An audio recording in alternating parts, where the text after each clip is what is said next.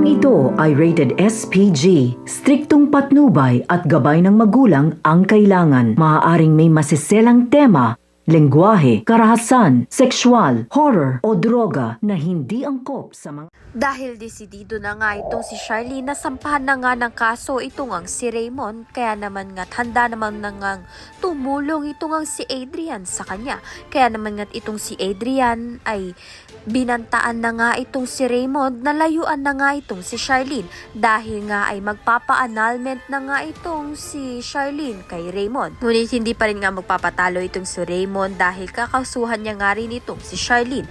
Ngunit malabo ngang manalo itong si Raymond dahil malakas nga ang ebidensyang hawak nga nito ni Charlene na ito ngang si Raymond ang nagtaksil sa kanilang buhay mag-asawa.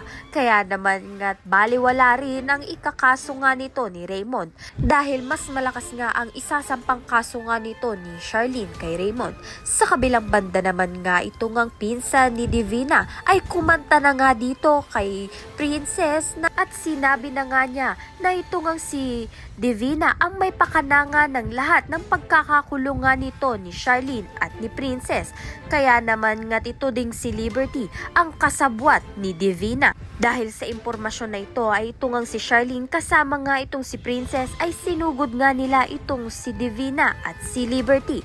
At dito na nga ay nagkomprontahan na nga sila at masasabi na nga ni Divina ang katotohanan na si Liberty nga ang tunay niyang anak at ito ngang si Princess ang tunay na anak nga nito ni Charlene. Ayan na diba pa ang dapat nating pakaabangan. Maraming salamat sa iyong panonood.